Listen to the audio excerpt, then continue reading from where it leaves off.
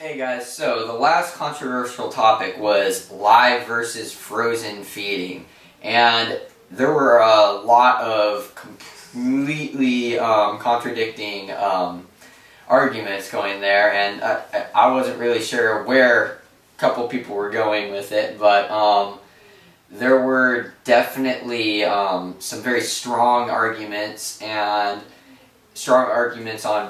both sides, and what it came down to was I think most people basically agreed that frozen is probably the best. There's nothing wrong with live if done correctly, but if it is possible, feeding frozen is probably better off,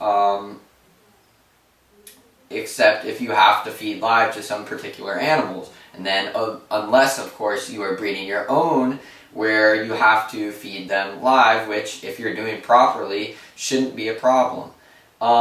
It really kind of came down to a bunch of different reasoning, and there were basically a lot of different factors that would determine whether or not certain things were okay in certain cases.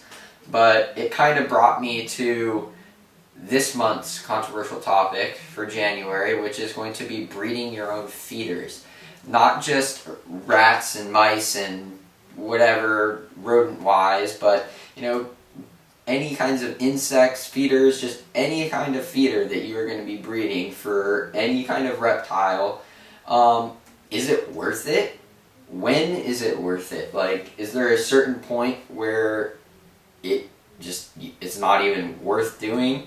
Are certain animals or certain feeders better to breed than others? Well, all the questions, guys. There's so many different things to talk about as far as breeding your own feeders, and I know I have pretty strong opinions on some of the breeding your own feeders, and I know I get a lot of questions of people who have a couple animals and start to consider, hey, should I breed my own feeders?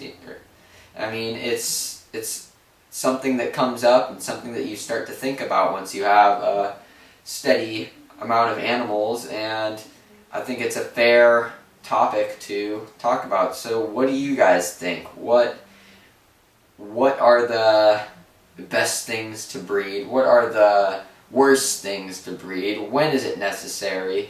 Are there things that you should just not even try? Is the work that it takes to breed certain things make it not worth it?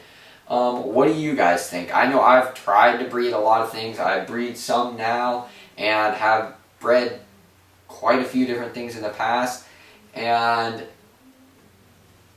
I can tell you for sure some of my issues with certain things, and then for certain people it's just not a possibility. So what are your limitations and all these things? So let me know, and this could be a controversial topic of the month number, I guess we'll go with 2, since I lost track back then when I had you guys. 2. Breeding your own feeders.